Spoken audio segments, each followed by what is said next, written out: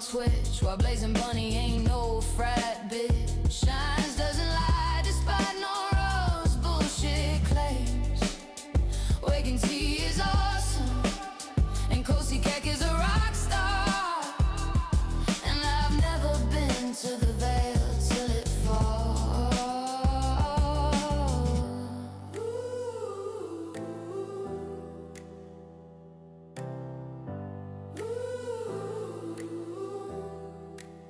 We are the unit space pimps, we'll steal anything.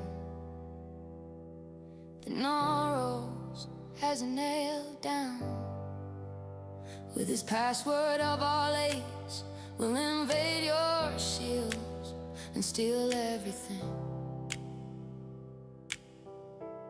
We are the unit space pimps, we'll steal everything.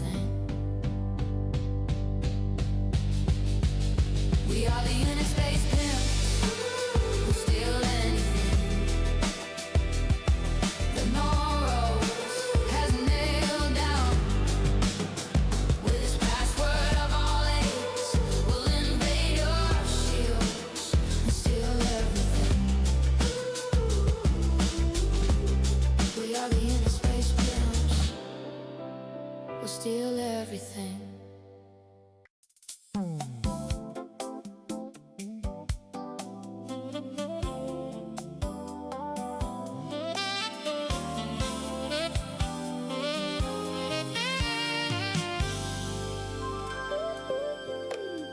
Common Gel had a dream of a tight-knit crew, just a handful of pilots, maybe one or two. Then the apps rolled in like a nullsec storm. Suddenly his tiny group wasn't tiny anymore. Now he's pacing in calm, saying who let this grow, even though he clicked accept 20 times in a row. And he swears it's not his doing, no, he'd never cause this mess. It must be someone else's fault that his roster's such a stress. Isn't it cosmic? Don't you think? A little too cosmic. Yeah, I really think it's like recruiting too well when you wanted to chill, like blaming dark shines for a form up you filled. It's pointing at Asher for a thing you did first. It's everyone's fault but yours, recruiter's remorse.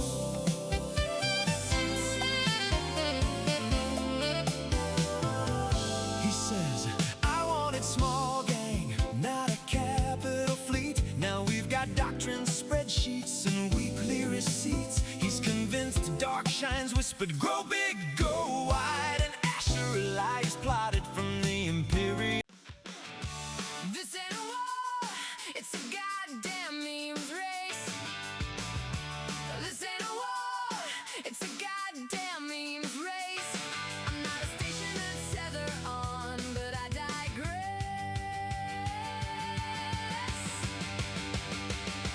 I'm a memeing man, and the posts I write are oh so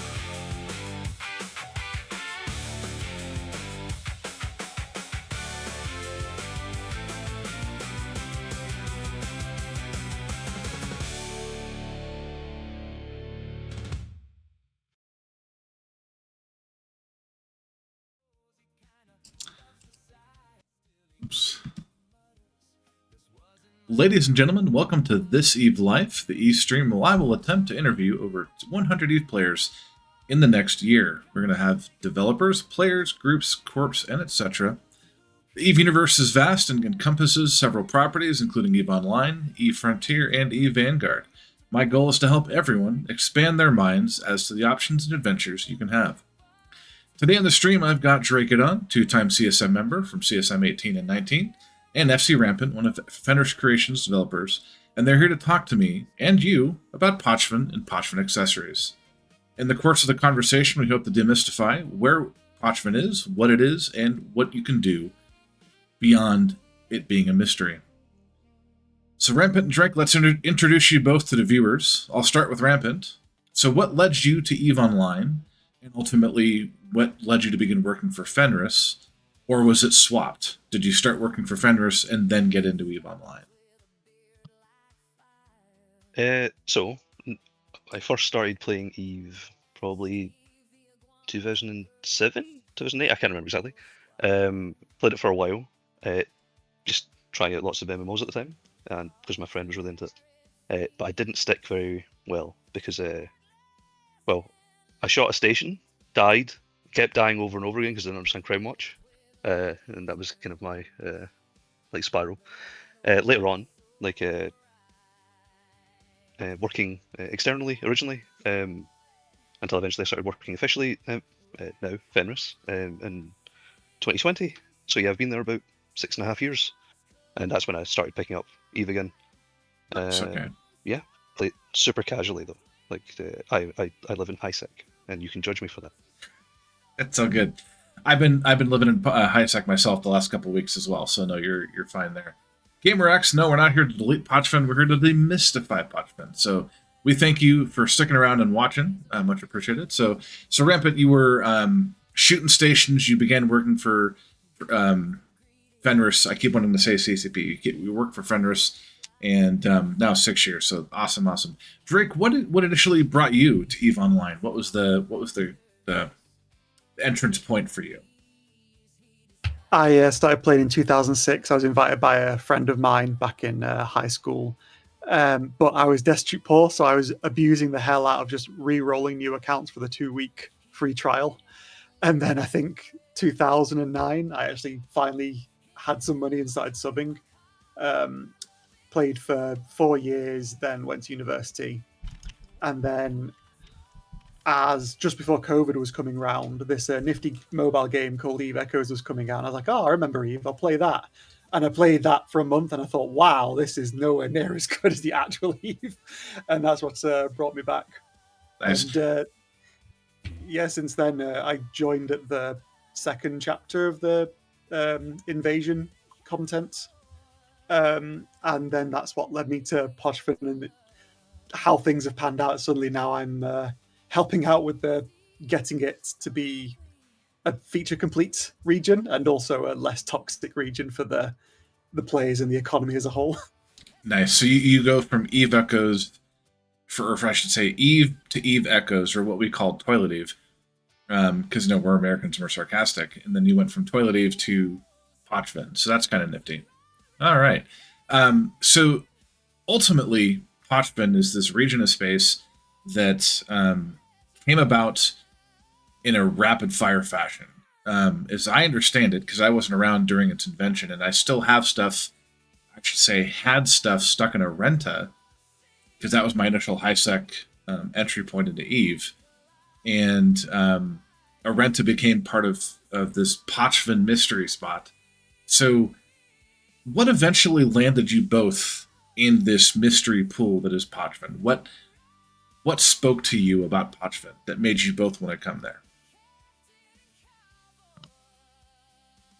Well, when I was hired, the first thing I actually ever worked on was Pochven. Oh, okay. So I was a QA back then. So this Pochven inventor thing, just to I did not request that to be put. Better designers than me were responsible for that. But yeah, it's always been a place that's quite close to my heart as a result of that. So yeah, it's one of the reasons why I still working on it. Got it. So just to be clear, folks, I'm Seema. I'm a traditionally known Reddit shitposter, so I've placed titles on people's profiles here that don't necessarily reflect that they are the actual Pochven inventor. I'm just having fun with this because if it's entertaining, it'll be funny. So don't believe when I say the Pochven inventor. I do know that Drake is a Pochven voyeur. I am not a new Eve player. I've been joking on the stream the last couple weeks. Being a new Eve player, it has generated multiple Eve mails, so I apologize in advance. But okay, so you are hired to do Pochven content, and it just kind of grew from there. So Drake, what about you? What spoke to you about Pochven? What made you want to make it your big deal? So when I started out, I came back with essentially had forgotten all knowledge on Eve. I did the first thing I did was put all my stuff in a hauler, an untanked hauler in Wren's, and then moved it over to Jita. Immediately got ganked and remembered that, oh yeah, this is Eve. I need to not be just like blasé about everything. Got it. And then just looking into the new ships, I saw the Triglavian line. I thought, that's cool. Where's that come from? And then I got involved in the invasion content, just dipping my toes in. And then when Pochven came out, I was one of the people who was in there when all the gates got turned off. I thought the live events were really cool, with everyone getting stuck on the gates as they would be turning off and on. And unfortunately, so Rampant and I were like different sides of the Pochven starting out. He was there to make sure everything was working correctly, and I was on the other side saying, hey, nothing works, by the way. Because on its release day, it was so intensely broken. You had so most things didn't spawn at all. The things that did spawn weren't working properly. Wormholes weren't going into the region or out, so you couldn't move. Wow. You didn't have enough standings to use the gate, so you were just locked in the one gate that you in the one system you like logged in after the patch dropped.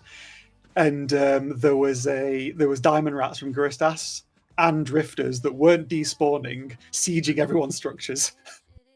It was a bit of a crapshoot. So you've I'm going to say that I disagree with Drake's memory of Pochven's first days. That's all. I'm not saying it's 100% accurate.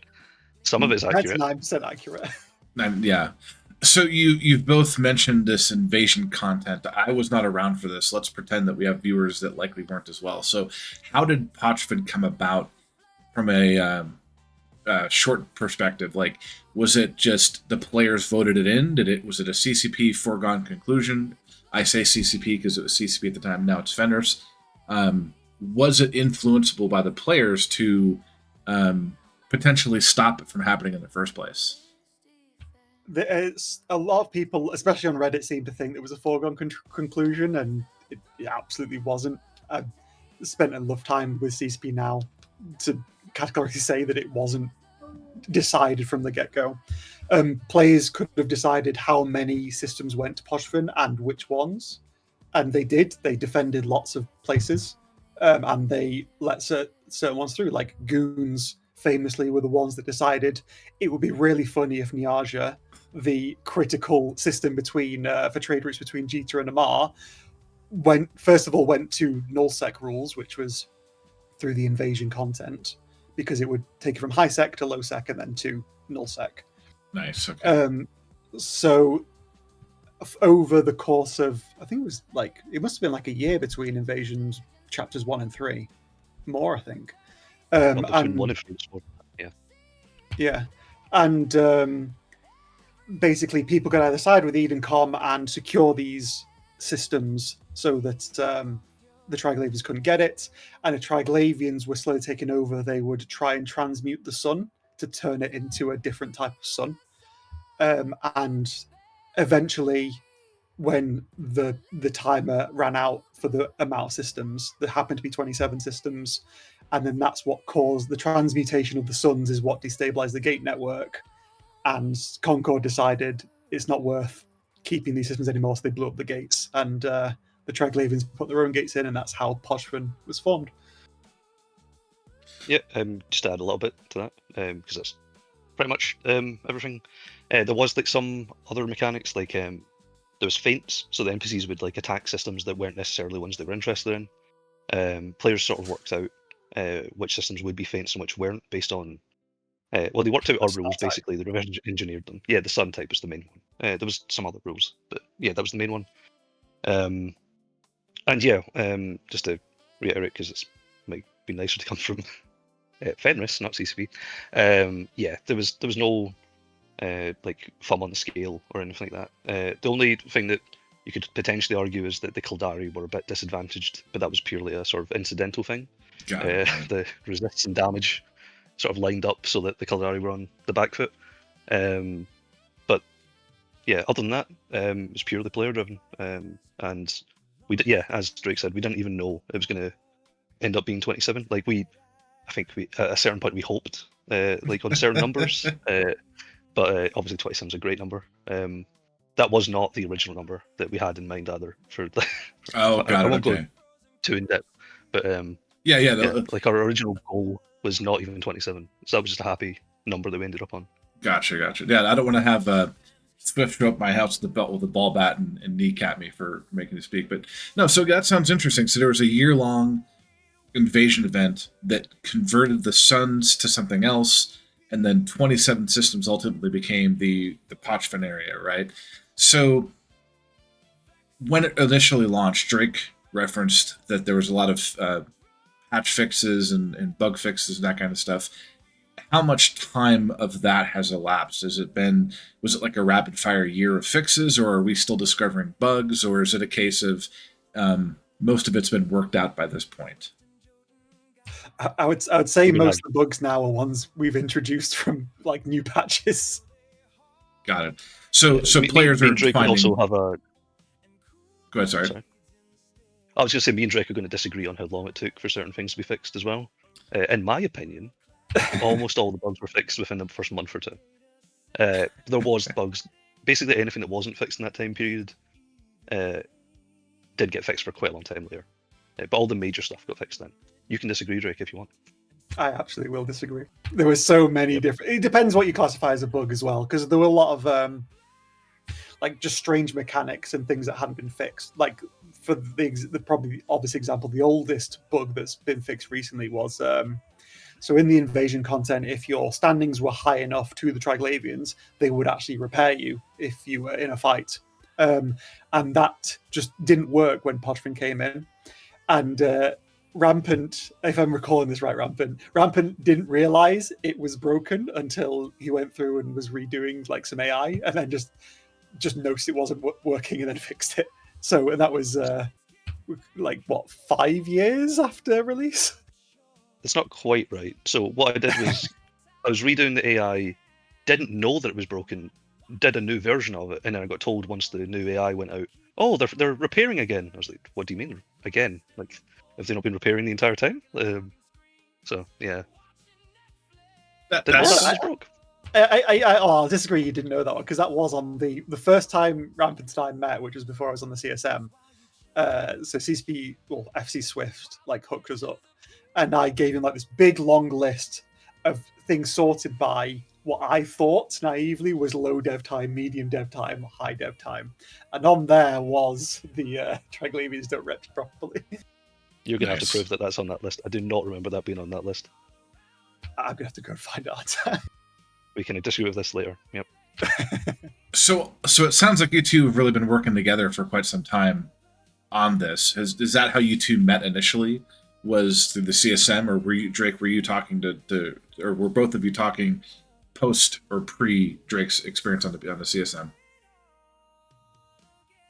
It was just so probably 3 months, 2 or 3 months prior to me getting on CSM. CCP Swift essentially hit me up and said, you know, all this is ended information, but you've been trying to do stuff on Pochven for a while, and Rampant is now working on it, so you guys can work together. So I got in like at a late stage of the first patch, which came out in Revenant, but literally since Revenant. So you're talking October, September 2024. So since then, we've been essentially talking almost every day. Nice. Okay.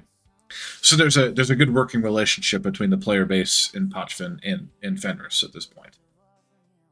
It depends on who you ask, but I mean, because of the nature of the changes, people can be disadvantaged by it because like pretty much everyone knows Pochven like prints stupid amounts of money, and one of the goals, at least in my opinion, is it needs to print way less to more people and have higher destruction, which we've kind of achieved. There's still a ways to go, but it's a lot healthier than it used to be, but it's not necessarily healthy still, if that makes sense. Got it. So you're talking about distributing the wealth a little bit more to less wealth to more people versus more to less people. How much work would you envision is left to do? Right. So like you've had your high priority, medium priority, and low priority lists. That's, I'm assuming, mostly been worked through. The bugs and exploits and stuff that are discovered by the player base obviously are a day-to-day or a week-to-week thing. But like for the two of you, and I'm not trying to pin you down on anything, but like is there like an end time frame goal where you can both sit down and go, okay, it is functional, it's nice, let's try to get more people in here to enjoy it? Is there a timetable like that? So best to do this one. Yeah. Timetable, not so much. There's like a sort of vague idea of the stuff that's currently not in a good state and the stuff that we would like to do in future. But like Pochven is more of a sort of major update sort of place where we like to do changes there, and they can be very fluid. So it's not like we have a list of these things are getting done for this time. It just tends to be, we can fit in some changes to Pochven in this patch. And I try to find time for it because, as I've mentioned before, special place for Pochven in my heart. For the actual stuff that's left, there's like 2 sites that haven't been touched really at all. So I'd like to get them like fixed up. We might talk about this a little bit later, but one of the main goals of the like Pochven changes has just been to get everything up to the same sort of like modern standard. So that's like improving the AI that was mentioned, adding like the objective system, like you can see in the info panel that our newer content has, building in some like a better like S distribution and like better cleanup and stuff like that. Pochven has a lot of issues with like NPCs spawning when they shouldn't, so like fixing a lot of those. So yeah, the world arc and the stellar, because there's 2 different versions, I just call them stellar sites, stellar deployment sites, are both like high on the hit list. And then after that, it's more of a how can we massage the region just to make it like fit together better, but no like massive overhauls after that point. Got it. Okay. I would add in as well. So yeah, there's world arc and the stellar deployment, which just need reworking into like a more up to date dungeon system, and fix a few bugs because the world arc is extremely buggy. The stellar deployment's actually in a pretty good spot, and people use it really well. We closed an abuse case where it would run itself, and people would just orbit in a T1 ship, and they would just rake in billions over the course of the day. So that's closed now. Jesus. But it just needs just some tender love and care. But the other big one that Rampant did mention is so the LP store is essentially, with the small exception of something that we added 2-3 months ago. When was the major expansion? Was the major expansion? Still, it was a few months ago. I think it was March. Yeah, I'm not sure. Yeah. So the LP store, by and large, is also kind of unfinished. So there's multiple items in there which you can't get at all because the items to trade in for it simply never spawn. Okay. So okay. So goal 1 is to get those spawning. May not be spawning a lot because the items can be quite valuable. So that's the first bit we want to do with the LP store. The other side of it is almost every single item in the LP store you can get cheaper elsewhere. So it just needs a big overhaul. There's also the other issue is one of the LP store items, which is navigation logs. There's so much in circulation that we need to hash out a way to be able to have a way they can be used without it or instantly crashing the LP store when it gets redone, essentially. But then after that, they're the 3 main points, and then after that, it's kind of like wish listy stuff.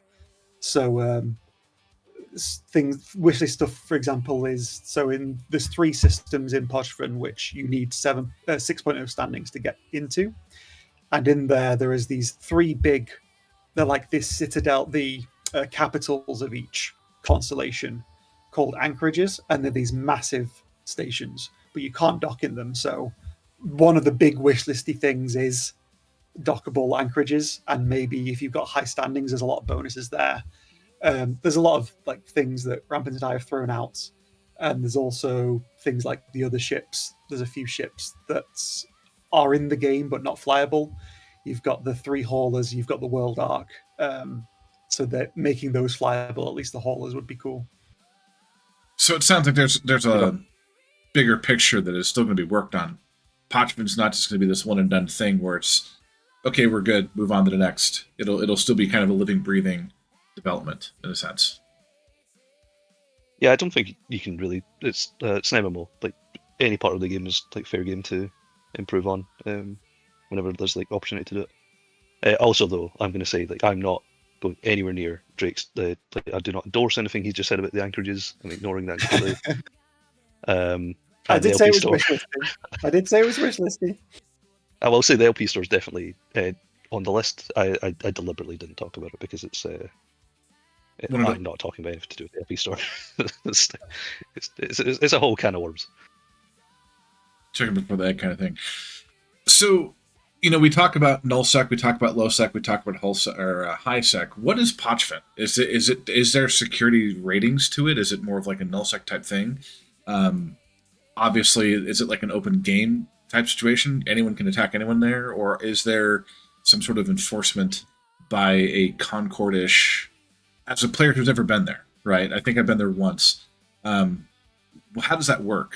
What is like if a new player pops in tomorrow? What are they going to look? What do they need to worry about in Pochven? So it's. I'll say sort of the mechanics a little bit, Drake, and then you can go and like, expand on it if that makes sense. So Pochven is probably most similar to Wormhole Space. Okay. So you have the same sort of delayed chat. At least that's what we call it. You know what I mean? No, yeah, exactly. And it has like quite a lot of connections with wormholes themselves. But in addition to that, there are gates in every Pochven system. Most systems have like 2 gates where it's just like to its neighbours, and it basically forms a big triangle. There are some exceptions to this. So earlier on, Drake mentioned the like capital systems for each of the constellations. They're called clades. And they are special. They require extra standings to get into. So the neighbours of those home systems also connect to each other. So you can avoid basically that part of the triangle. Every Pochven system has a wormhole. Due to changes that we made recently, these wormholes are always present in the system. Obviously, they like when you roll them, they spawn to new places, but they connect to local systems from back when Pochven didn't exist, back when these systems were part of just like regular known space. Oh, gotcha. There's also other ways to get in and out of Pochven. There are filaments. So filaments to get into Pochven, there's a bunch of different types, but basically you can get into the clade that you choose. You can get into like a random home system. You can get into border, and they're basically just ways of like narrowing down where like roughly where you want to go to in Pochven. And then there's filaments out, and filaments out can either take you to a sort of local system again. This is based on AU, sorry. Yep. And you can also get a filament that will take you to a random minor victory system. So these are the systems that I sort of mentioned earlier, where there was like the feints, where these were systems that the Triglavians attacked but never actually got made part of Pochven. If they were put into the second stage during the invasion, they became sort of claimed, like soft claimed by the Triglavians, and you can use a filament to get to them. Okay, so there are ways in and out, there are ways in and around. It's more of like, so it's not like a low sec or high sec situation. It's J space, but it's not in the sense that there's no faction police. There's no you're on your own or with your friends essentially. So kind of. So there is a strong NPC presence in Pochven, and they are the smarter NPCs, so like similar to Diamond Rats. So they obey sort of standings rules. So if you're flying around, you have a very strong chance of running into like Triglavian NPCs. So if you have high standing with Triglavian NPCs, well, not even high standing. If you have positive standing with NPCs, they won't shoot you. Okay. If you have good standings, they'll repair you. There's also Edencom NPCs. These are like the other side of the coin. Okay. They will do the same thing, but obviously they don't like Triglavians, so it's a little bit of a juggling act if you're like trying to keep both standings up. And there are also rogue drone NPCs. You can never get like them to be friends with you. They'll just always shoot you. And there are drifter / sleeper NPCs, and they again are just like hostile all the time. And given how the mechanics work, you can like escalate these fleets, and they can become extremely deadly, including having drifter super weapons. So you folks over at FC have really pulled out all the stops. You've got an active NPC engagement. You've got multiple factions of other NPCs in there. And how do you initially get into Pochven? Is there like, do you have to have standings? Do you have to get it? Like, I can just go buy a filament tomorrow on a market someplace. Is there like an NPC quest or mission system I have to run through to get there? What was the initial thought process of getting in? Yeah, so I mean, you can just need to get a hold of a filament. That'd be the easiest way, because you can do it from basically anywhere. You can't do it from wormhole space, but you can do it from like high, low, null, and it'll just drop you straight into Pochven. As I said, the Triglavians might shoot you, but it's quite trivial to like get enough standings that they won't shoot you. So if you, for example, went to a incipient drone swarm site, these are like very common combat sites that get run in Pochven, and you just kill a single drone, that will be enough standings that the Trigs will no longer shoot you. And Edencom will also be increased as well, although they won't shoot you on site. Okay. Unless you're negative with them. Gotcha. So Edencom is the what we'll call the Empire, finger quote. The Triglavians are the ones inside the system. You just kill drones, and you're friendly with both of them, but not the other. Correct? Is that kind of how that works? So, again, my intent is to jump in there next week to kind of fool around and see what I can figure out. So I'm learning from you here as we go along. So I get the filament, I pop in, I kill a couple of rogue drones, and I'm pretty set to explore and mess around. I'm still going to have to do some learning and such, but that's kind of the gist of it all at that point. Pretty much. Obviously, you still want to avoid the roaming drifters and the roaming rogue drones, because they will just shoot you anyway. You can also, before you ever go to Pochven, there are ways to get standings. For example, the NPCs that you find in the deep flow rifts that appear in null, low, and high, they will give you positive standings with the Triglavians and Edencom if you destroy them. Okay. So you can do sort of like pre-prep before you go to Pochven. So I can do the traditional Eve player routine, which is min-max, get in, and have a lot of fun, and just like any other content. Nice. All right. You guys just recently released the achievement system, and there's a lot of hot takes in it right now. There's a guy in Karma Fleet. I seem to get a lot of my stream ideas from people in Karma Fleet being frustrated, but there's a guy in Karma Fleet who was making fun of the achievement system last night, and my intent is to try and get as many achievement points as I can, so every time I'm in Fleet with him, I can take a screenshot and ping him on Discord. Does Pochven have related achievements as part of the achievement system? Not yet. Not yet? Okay. Yeah, I was letting Drake answer that because I actually wasn't sure one with the other. Oh yeah, I didn't think so, but I wasn't sure. Got it. Okay. I mean, there's PvP ones you can get in Pochven, but there's no Pochven specific ones. Gotcha. Okay. Right. Listen, I'm an opportunity. No, yeah. Hey, when you guys do, I will be watching the patch notes, because I will go grab some of those and be like, hey, I just got my Pochven achievements. Where are you at with your achievements? Just to annoy them, because that's what I do. Is there, one of the questions in chat, is there a stream with Pochven recruitment? No, mister. This is a stream introducing Pochven as a whole. Ultimately, I've got Drake Iddon and FC Rampant. This is going to be one of many potential streams about Pochven, so there's not a recruitment stream today. Probably never will be, but we'll go there later on. there are quite a few corps that are recruiting in Pochven, and so there's Kybernaut, there's the Babarogas who are in the initiative. You've also got 762 and ICU. 762 are in the chat at the moment. They're not the best fans of me currently because they decided to break the rules probably like a month ago, and they got slapped, and they're trying to. They've got a bit of a cold shoulder to me at the moment, but they're still recruiting. So there is an entire culture to Pochven that is separate from any other culture that's out there, and it's as far as I understand, it's a very unique culture. So I did want to kind of dive into that in future streams. So we'll talk more about that as towards the end of the stream here. So no achievements. You have to get standings, jump in, and go. 762 hold the most record for bans in Ebon. No.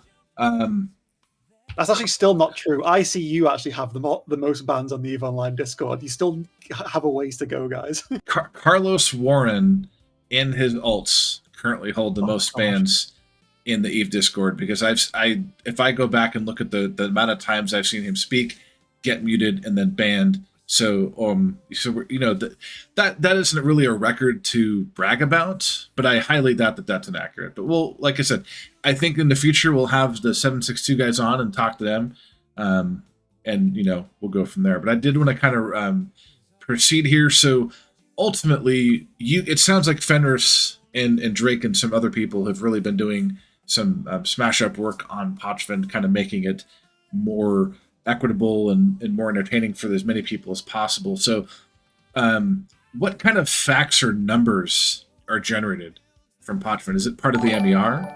Is it is that kind of like, there's there numbers you can show me? Because we hear people talk all the time on Reddit about it being this ISK printer, and it's generating trillionaires that are never going to have that ISK in the general population. So where's some data that we can look at, or do you have some to display right now? Well, funny you should ask, Simo. So if you look on the other screen. Oh, hey, that's right. Absolutely. Amazing segue. There you go. So this is data that I use, which is generated from the MER, and because it's on the MER, it's available to all players. That is currently your face. Oh, there we go. There we go. It's a bit of a delay. So yeah, there's quite a few stats that you can glean from the MER. The main thing is, yes, it does print a lot.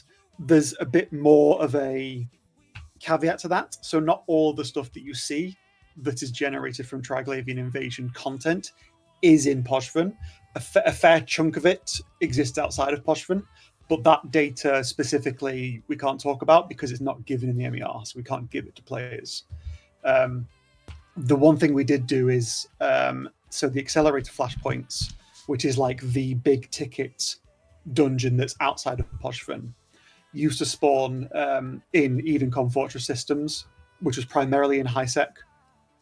So in the Catalyst Major expansion, that got moved to only low sec. So there's 11 systems where it can spawn, and that at least makes it so there's PvP over it, because the amount it was printing without any PvP was pretty bad.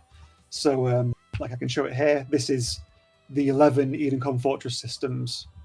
So this is destruction per month from 2021 going backwards. So it's on average, about 80 bill a month in destruction. Wow. And then in March, it jumps up. So 31st of March is when it jumps up. So you're 148 bill destruction in March. Then April, it jumps up to 459 bill. And May, it's 489 bill. And I think it's around the same in June, which we haven't got the MER stats out yet. So towards the end of the graph there, you see a giant spike.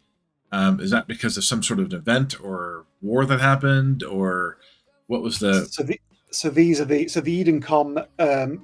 There's a site in Pochven which pays out a load, and there's two versions of it. There's the Triglavian aligned version, which is inside Pochven, and there's the Edencom aligned one, which spawns in Edencom Fortress systems.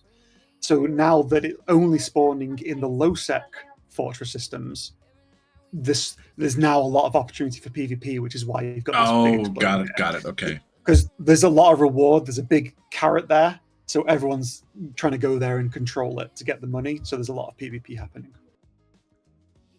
Fun times. Yeah, so going back on the metric, so this is just kind of a crude way of measuring how not balanced. Balance is the wrong word, but how much of a faucet is unhealthy to the economy. Because if you have a big faucet without any destruction, you're not getting any taxes from that. There's no opposite side of the faucet. There's no sink.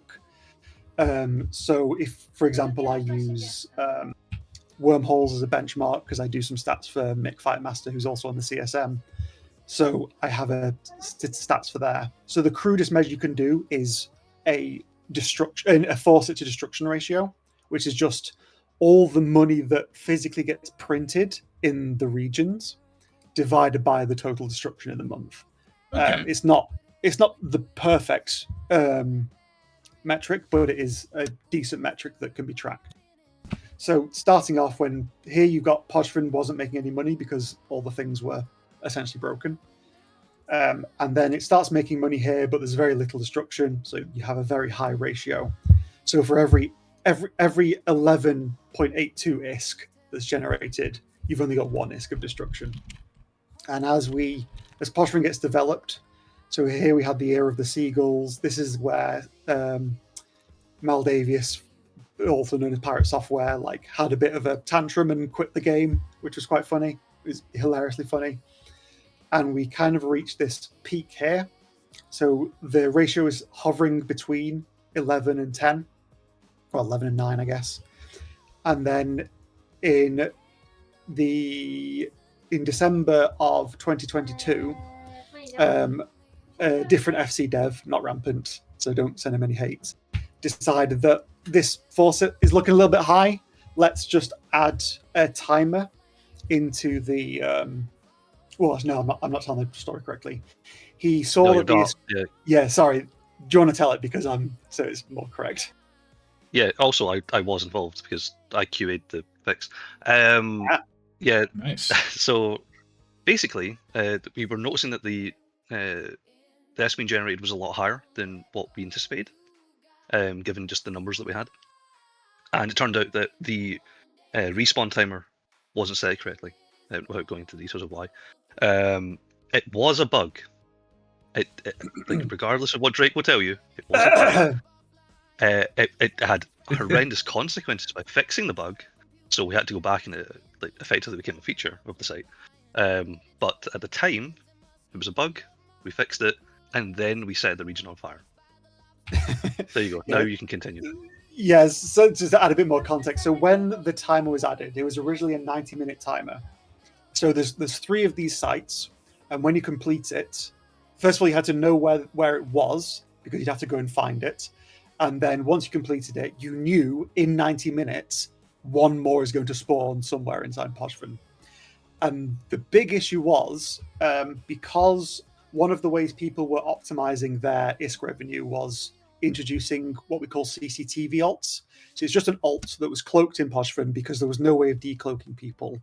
There was no way of anchoring the mobile observatories or anything like that. And mobile observatories just aren't that powerful anyway.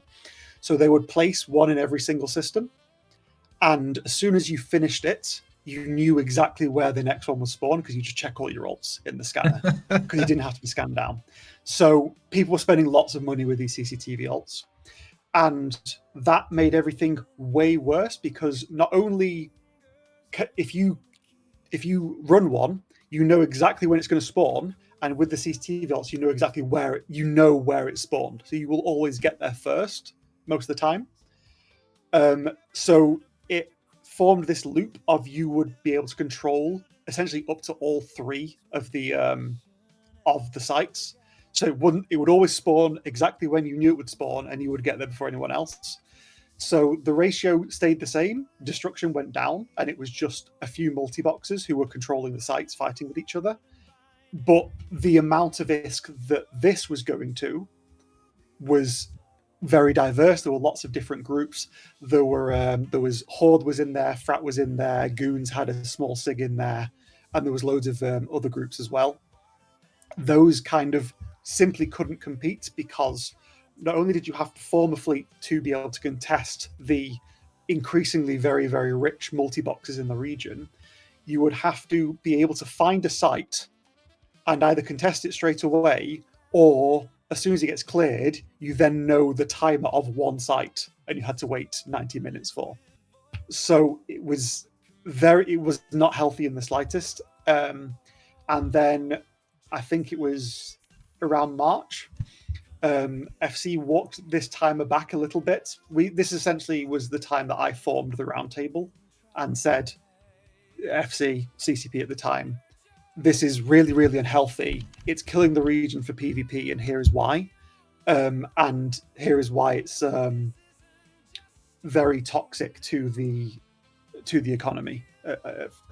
So they kind of took it on board, but they learned the wrong lessons, and they reduced the timer from 90 minutes to 35, I believe it was. And all that did was it made the people who were already controlling the sites just be able to farm them 3 times more per hour, essentially. Got it. So it just made a lot more money until CCP eventually relented and the timer was removed. And then what this had done, which we kind of weren't aware of, so all the people had gotten filthy rich off this. The multi-boxers that were multi-billionaires became multi-trillionaires essentially over the course of a few months. So they had infinite resources to throw at Pochven, and they also had scaled up all their alts. They had optimized into essentially what was a marauder meta, and they were just optimizing to get more and more risk, and they were getting more multi-boxers in. So then essentially all of the time zones were covered and it was constantly being farmed. So this is where you get this massive explosion. We're getting 14 bill a month and it slowly creeps up and up and up and up. And we hit a peak of 22.3 trillion a month, which is huge. It's a lot of risk. And this was being spread out over slightly more people, but because the multi-boxes were so entrenched, it was the amount of people it was going to was still very, very low. And then, so it was around September, October, which is when Rampant and I got together and essentially formed this plan. Rampant had essentially already done some work to fix a lot of bugs and to make the sites a bit harder and for them to pay a little bit less money. And then from there, we essentially had the goal of, we want to get this ratio down as far as possible. We want destruction to go up. We want this faucet to go down and /or be split up over way more people.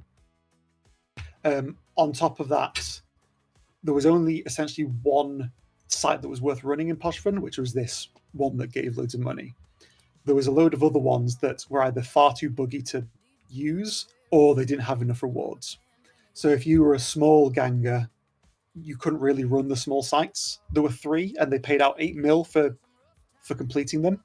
But the 3 different types of them, one was drones, which you could do in a noob ship basically and get 8 mil. The next one was Eden.com, which was much harder. And then there was drifters, which could doomsday you. But all of them paid out 8 mil. So you would have only gone for the drones. It was not very healthy at all. That sounds. So as it's gone, So as it's gone along, we've had the Revenant patch here. We then did the next big update we did was in February of 2025, and this was to address the entrenchment of, to be able to fight effectively in Pochven, you need to have these CCTV alts, which was a big upfront cost and an ongoing cost to sub them all. So what we put in was the opportunity system, so which is what the opportunities that you see in game, which you can use for ESS grids and things like that. If you're inside Pochven, you can see the location of any of these sites, regardless of distance to it, as long as you're inside Pochven. So that really did remove a big barrier to entry. The next patch we did was adding observatory keys, which at the time we thought was a good idea, and in hindsight it was not. It did work initially and then it suddenly didn't. And the issue was people were coming in to try and get started in Pochven to develop themselves and start making money. But because it was worth so much money to the entrenched multi-boxers, they would throw everything and their dog at them. And for a 15-man site, they would throw in like 60 marauders at them. So we added, somewhat naively, you have to use a key. Every person who wants to go in has to have an upfront cost to the key. And if you complete the site, you get 15 keys back. So the idea was, if you use 15 people, it doesn't cost you anything after the first one. But if you want to stack it, then it's got this progressive tax. Didn't really work because the multi-boxers were still rich enough to absorb that cost. And they just did it anyway to push people out of the region. So eventually it did get removed. We did relent on that. And then the next patch we got in was in July 2025. These were the smaller sites. They're now worth doing. You can get quite a good amount of income there. And you can also hack a container at the end for a bit of extra money, like a bit of like a greed mechanic to get a bit of extra reward. Then we kind of left it as is, as Rampant was working on a lot of other stuff at the time. And the faucets, at this point as well, the small sites, we then experimented with doubling the sites from 3 to 6, but we reduced the payout just to see if that would help get more people.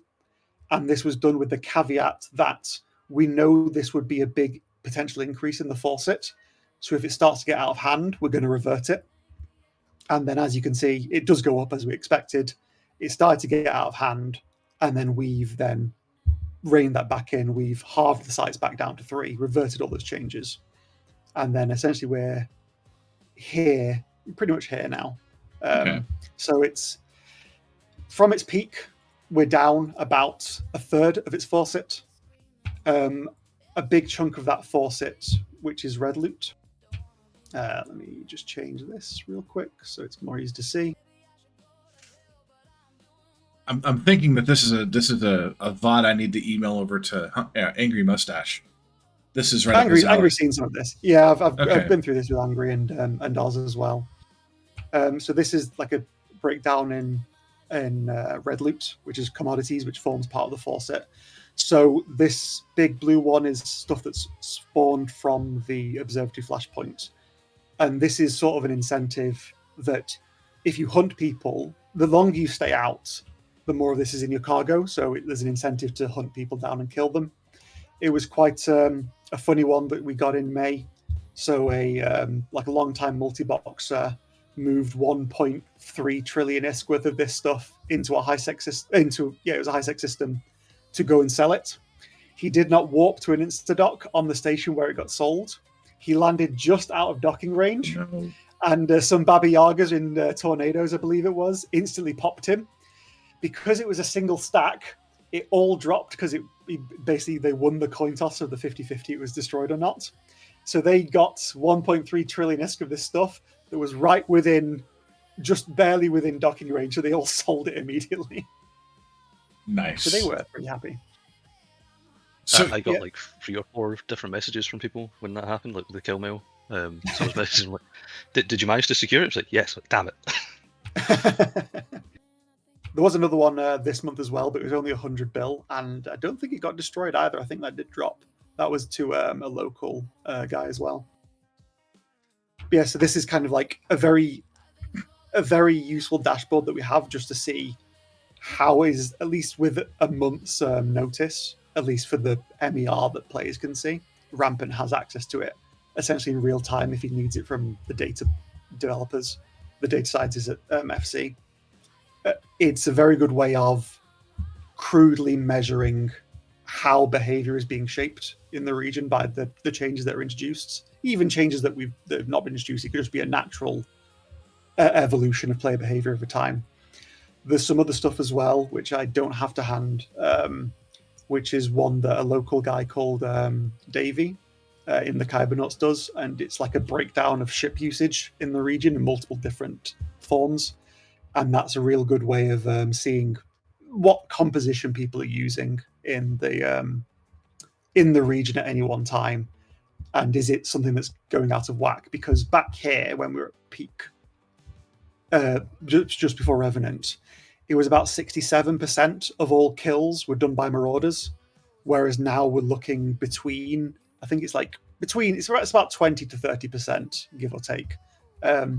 That's currently slowly being chewed away by ravens, as people are saying in the chat, because ravens are just a very good ship in general, and they have the added bonus of getting good insurance payouts if they die, and they do die in droves.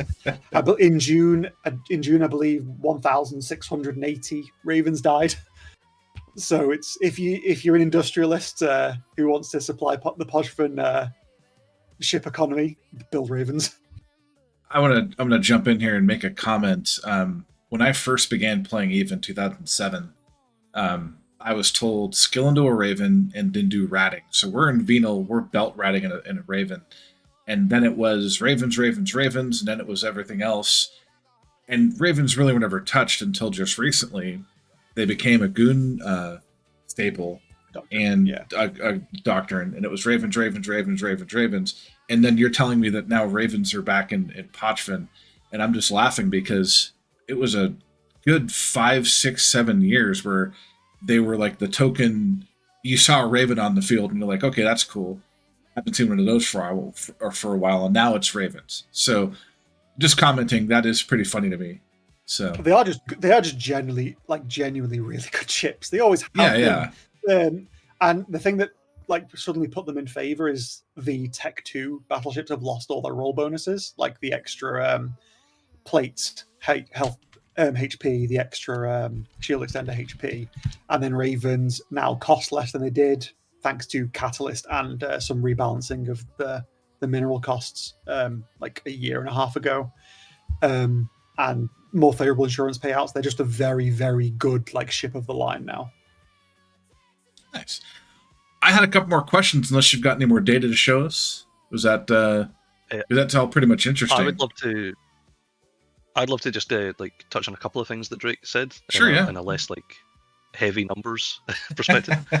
Hey, we're all EVE players. We Power BI and Excel spreadsheet the hell out of the game. But go on, please do what you're gonna do. Strongly resist numbers. But yeah, a couple of things he mentioned, which I think are other examples of how Pochven's quite different. All sites in Pochven, pretty much all sites, do show up in the opportunities window, regardless of range, like Drake mentioned. So that means if you were to jump into Pochven next week, you can just open up that window, pick out search for the site that you want, and just go straight to it. You don't have to go around hunting free jumps ahead of you each time. The small sites are definitely a lot more valuable than what they used to be. I think they're actually in a nice spot now. And if you're not interested in getting involved in the big multi-box competition that is the OBS, there's sites like the vigilance points that we added. I think that is around Revenant. I'm not sure. My memory's not great. The Revenant. So just after we did the CCTV patch was when the Drifter Crisis happened. So it would have been around the small sites patch when vigilance points were in. So I think it would be mid 2025. Right, my memory's worse than I thought. What was the other thing I wanted to say? Just in general, when Drake mentions some of these things, there's quite significant changes that happen to Pochven on occasion. Part of the original vision for Pochven was that it was meant to be very experimental. I mentioned all these weird things at the start, with strong emphasis on filaments and smart NPCs and stuff like that. So it's just a place where you can, a designer like me, can try and monkey with the balance and get dramatic changes. Pochven is incredibly fast at swapping metas from one to the other, which is why ravens are suddenly a thing. They weren't a thing that we even thought about last time we were talking about Pochven changes. It just makes it super interesting. It's a weird microcosm that small changes can have huge impacts. Definitely. That was just what I was thinking. I'll probably just touch on stuff people are talking in chat as well. They mentioned Trig salvage. So one of the big changes we did in March was, and this is a massive Herculean effort by Rampant, this was the refreshing of the the wormhole sites, but refreshing a wormhole site is not a small feat. And for every wormhole type, there were 2 sides of it, and there were 2 separate dungeons. So all in total, there were 64. Am I got the number right? That he had to redo in his spare time. Spare time, but yeah, it was a horrible time. It's not, but it's now saying there's now far less. It's actually a reasonable amount now. If I ever have to make changes again in future. The wormholes are also pretty good content. They're very similar to the small sites, like purposely so. Yeah, but when this patch was done, so there was a huge bug that we'd known about for years and years, which was the infinite hospodar bug. So on the K-space side of a Pochven wormhole, Triglavians will spawn and you can farm them. But if you kill a specific rat and then nothing else of that group, a group of hospodar, which is like a separate, think of it like a mini escalation. It's not, but that's the easiest way to think of it. They will spawn, you can kill them, and they will just spawn again. And you don't actually have to complete the site at all. You simply get to that point in the wave and then farm them over and over and over and over and over again. You put down an MTU and you salvage away. You have a golem with friend or foe missiles, and you just like rep the one that you can't kill, that you don't need to kill. And essentially you would just farm this all day, every day. And people were doing that. They were making a killing. So that was a massive, massive faucet of Triglavian salvage. So we were aware that once we were getting to the stage where the wormholes are ready to be rolled out, that if we get this wrong, because we fix this bug, that all Triglavian Tech 2 prices will go through the roof, and they will just go astronomically high. So that's like the little thing, like tidbit we added to the LP store. So if you do run the Observatory Flashpoints, the red loot you can get there, instead of selling it to NPCs, which is another faucet, you can trade it and some ISK for salvage instead. And that's sort of like, it's not a hard ceiling, but it's a soft-ish ceiling. Obviously, there's risk and there's logistics involved of hauling it out of Pochven, but there's people who are making quite a lot of money by moving Pochven salvage bought on the LP store into Jita. So it's trying to keep that price from going too high. And it was made exponentially worse when the Babaroga was introduced, because not only does it have a stupidly high salvage requirement of the 0 point, not 0 point condensate, 0 point reactor, it requires 6,666, which with skills goes down to 6,000. So that's like 4 bill alone of these things, 4 to 5 bill. And for some reason, despite the Babaroga being not the strongest like overall marauder, people really love it as a hanger ornament, so it's still got huge demand. So it's the Triglavian salvage is definitely something like that we're cognizant that we need to increase the availability of at some point. I want to address real quickly Mr. Jabrizi, Poor Bisques Barbagoa. So, yeah, I said that right. So, Breezy, the running joke in Karma Fleet and Rampage Inc. is Brisk and Merkelchin will spend immense amounts of their personal wealth in game trying to beat each other on kill mails in terms of damage dealt in last kill. And so that turned into this whole drama where on stream they would get super anxious about being on stream while having these $1 trillion ships out there. Recently, in fact, last weekend we were in nullsec and we got dropped by, I forget who it was. I'm gonna find the kill while I'm talking to you guys. But Brisk lost a very expensive ship. Oh, that was you folks. No, that dude. Thank you. You made that evening much more hilarious than it was supposed to be. And no one was shouting on comms. No one was upset. Oh, hey, there's ads. Sorry about that. So let me find that kill real quick to kind of run out time while the ads are going. here we go. I'm going to link the whole BR.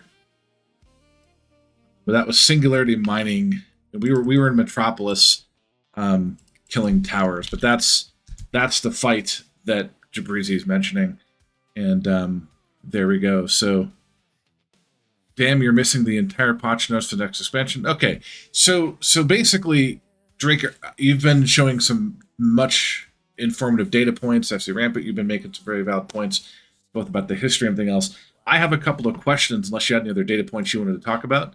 Because I've, as you were talking, I've made some notes on my screen here that have some questions for the both of you, kind of where things are and where things are going.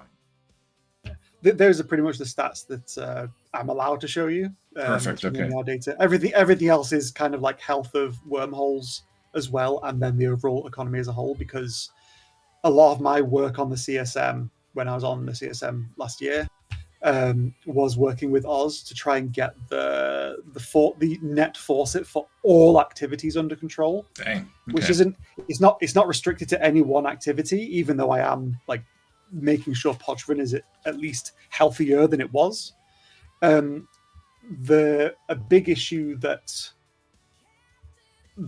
FC need to like understand and get control of is they're increasingly relying on events which have ISK faucets as a reward, because it's easy. It's a good way for like lower SP people and high sec people to get a lot of money, and I can understand that. But what it means is the amount of ISK in circulation is going up, but it's accelerating in how fast it's going up. And all that is doing is introducing a big price inflation into the game. We saw this before the global Plex market, when we were hitting like 7 million ISK per Plex, simply because there was so much money involved and it was such a big investment opportunity that it was pricing newer and less well-off players out of being able to use Plex for anything, and many ships. So it was very paramount to me, Oz, angry, for CCP to understand and get this under control. And they've reintroduced attacks that they'd halved before. They're getting more under wraps of it. I think it's still accelerating, but it's less so. Cool deal. So I'm going to ask a question that came up in chat here, and then I'm going to ask a couple more questions, and then we're going to try and wrap it up here a little bit. But one of the questions asked was, question to Rampant, do you consider the current state of the region healthy? And if so, what would you personally like to see, mechanics-wise, to be added to the region? So I'm going to pose that question to both of you, kind of to wrap up, and I have a couple more questions, but let's start with that one. So going again, do you both feel that the current state of the region is healthy, and what mechanics would you like to see added to the region, if so? I'd say healthy is probably overstating it. It's definitely a lot healthier than it was, even just like a year ago. So we've increased the overall faucet quite significantly for across the board, and yet we've still seen a reduction in the actual MER, and that's because we're trying to spread the ISK out more across different playstyles, different groups. You can actually go into Pochven as a small gang and actually make a decent amount of ISK and leave, and that we've seen a lot more of that over the past year than it was before. So in terms of gameplay wise, I think it's healthy. I think the reliance on ISK, like Drake mentioned, is probably a bit unhealthy. I think Magic Wand, moving stuff more towards the Trig salvage or just items in general, would probably be a healthier ecosystem for Pochven. But it's definitely trending in the right direction. For mechanics, I can't speak of it. The problem with my actual wish list is stuff I might actually do someday. So to skirt it a little bit, I would like to try to make the content a little bit better connected to each other. Right now, they're sort of monoliths. There's very little interaction between the different things other than just standings. I would like to try and get a more you run OBS to get this material, you run World Arts to get this material, and you can produce certain things, make Pochven have its own industry rather than just running PV sites. Nice. On Trig, what about you? my answer, yeah, pretty much the same. So it is more healthy than it has ever been, but that it does not necessarily mean it is healthy, and it can be healthier. And we're just going to continue working on that. In terms of mechanics, again, I know the exact things that Rampant's like hinting at, so I can't really say. Aside from the ones I've already said, which was the wish listy ones, like the dockable languages, and also there is a gate in every single home system that doesn't work. I would like there to be like a new region that's like Giga Pochven, like even worse in terms of like risk, but like and then have some incredibly hard to get reward that's not ISK based. That would be like very very valuable. Would be kind of cool. Mechanics in general that would help Pochven. I really would like. It's a hard way to say it. So there's a big issue with cheating an RMT in Pochven. It's better than it was. It's still not bad. Like people in chat are saying, when is Van being banned? So Van is a guy who used to be in fraternity. He's not anymore, and essentially he got into multi-boxing and he wasn't the best multi-boxer, and then allegedly he hasn't been banned. He has been reported millions and millions of times and he hasn't been banned, so I will say that. But suddenly overnight he must have bought a really good gamer chair because suddenly he can do like 30 actions a second. So there's definitely a cheating issue in the region still. There's definitely RMT issues in the region, and like I've helped combat that over the past few years, working with team security, which is separate to Rampant. I really wish there was a way that new accounts could be tied to people who've been banned, and also a way that skill injectors like wouldn't work in Pochven specifically. Like if you skill injected, those skills just flat don't work in Pochven for like X amount of months, because as soon as someone is banned, because say they got banned for RMT, because they're obviously doing that for a reason and there's money involved, so they will immediately spin up new characters, inject them and go back and do it again, which is what we saw previously. Just something that would curtail that somewhat would help. There was a drug, which was the standard cerebral accelerator, which was a new player drug, which used to give you for 35 days 20% extra turret damage and 20% extra faster cycle time on missiles. Okay. And you could get that. So you could get that nowhere else in the game. Once your character age is over 35 days old, it stopped working. So what people in Pochven would do is they would spin up new characters, inject them all into artillery Vargas, and then get this 20% extra damage. So we had the era of the Minuteman Vargas, where gangs would essentially line up all their alts next to each other, not move, and just volley each other off the grid. It was hilariously funny at the start, but what people started to do was they would spin up a new character, get that drug, have an advantage, and once it hit 36 days old, they would take all the skill points out, extract them all from those accounts, scrap the accounts, and start a new one. And just over and over again, it would go. So thankfully that's also gone, because that was cancerous. One thing that has never ceased to amaze me about this game is, having been involved as long as I have and at the various levels of alliance management and everything else and other things I won't go into on stream, but just the sheer amount of ingenuity that people have when it comes to exploiting mechanics and ISK and everything else in the game. And so I had never heard of this before. Now you're telling me there's like this meta of making a character into an alpha account just for the purpose of high damage ships, extracting the SP, making a new account like that. To me, that's like... Well, it's not even the first instance of it happening. So another person who used to be in Pochven, he was also on the CSM, so iBeast, also Lucy, the same guy. He used to just do videos. He would spin up a new character and then use specifically to use that drug. And he was actually very angry when that disappeared. And I can kind of understand, because he was doing it to create content and that's how he makes his living. But at the same time, I'm going to prioritize the health of the game over his like money in real life. So Wow. sorry, Ivies. Like I really disagree with you on that, but Again, he was like one of the first ones I know of that was doing it. I just, having been adjacent to Fender's Creation staff for as the time that I've been, and I know that they put a lot of work into the game and everything, and then we hear all of a sudden this obscure, like, this guy did this one thing after reading a patch note and put it into a chat GTP thing, and it came up with this exploit. He ran it, and I'm just going, man, these guys put all this work into the game, and we do crazy stuff like that as players. It just astounds me. And then I hear even more of it coming from you. So again, that's the whole purpose of the stream, is to take the blinders off and see the the whole thing.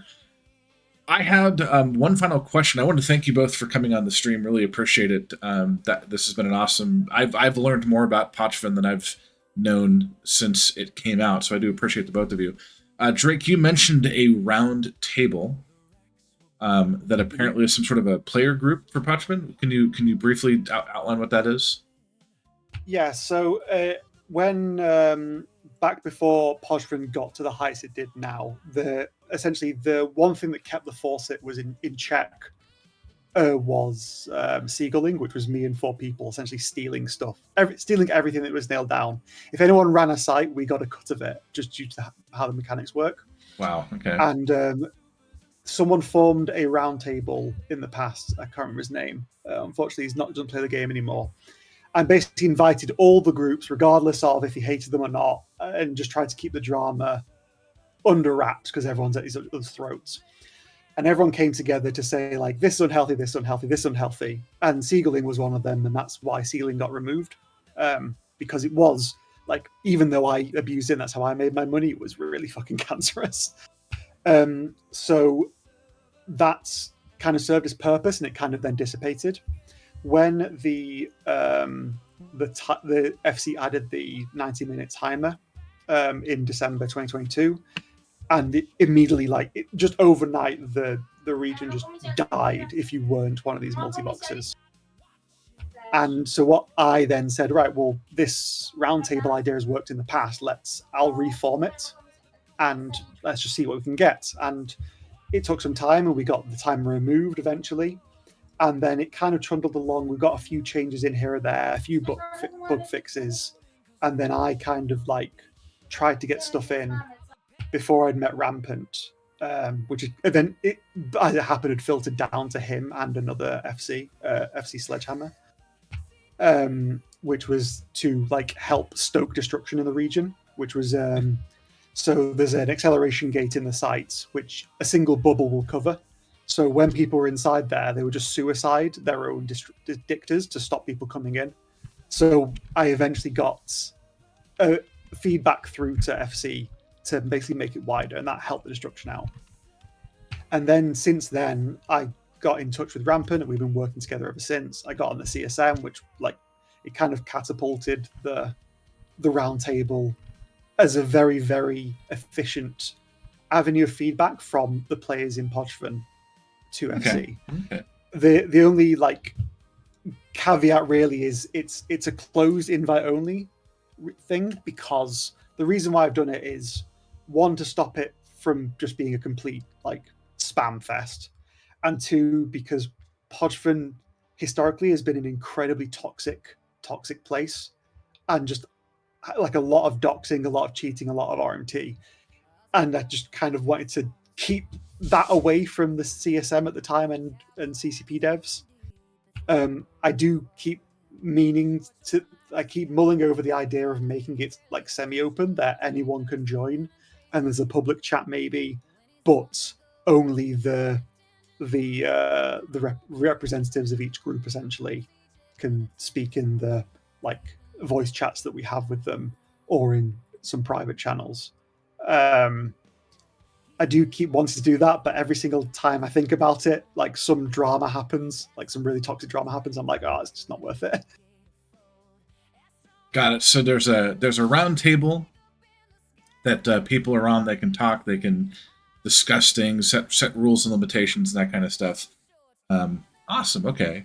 Well, again, thank you both for being on. Any final thoughts? Anything to share? Any points you want to make before we bounce? I'd just Well, say thank for. Go on. Do you want to go first? you can go first. You were talking more. Just thanks for having us on, and it's one of the frustrations for, I would say, both of us, but I don't want to speak for Rampant, but at least me, is we're doing a lot of work to make Pochven way more healthy than it's ever been, and we're getting it under wraps. And there's like a lot of hate out there of people who don't really see the work that goes into getting it under control, and I don't think they've realized like how far it has come. It's still a ways to go, don't get me wrong, but it'd just be nice if people like don't believe the shit you see on Reddit, which is kind of applies for everything in EU. It's a very like negative place, and 762 boys are probably chomping at the bit to be interviewed by you, because they are, as they've mentioned in chat, they are the current. They're currently not allowed in the round table because they've been very naughty boys, which they deny, but they can deny it all they want. So if they're being good boys, eventually they'll be let back in. I'm not adverse to bringing people on the show that are disparate from each other. So at the end of the day, I'll be reaching out to those folks. Apparently, my friends in it have a group in there. I'll be reaching out to those folks as well. So again, this is just one of many streams in episodes on Pochvens. But again, want to thank my guests, Drake Iddon and FC Rampant. I do appreciate you folks being on. A couple of minutes of house cleaning here. So next week, I have a gentleman by the name of Damon Zell. He is a Frontiers propaganda person, media person, and he's a person involved in the beta. Ultimately, I'm going to have him on. We're going to talk EVE Frontiers, demystify that. He is a far more talented propaganda person than I'll ever be. So that'll be June 11th at 2 p.m. here on Saturday.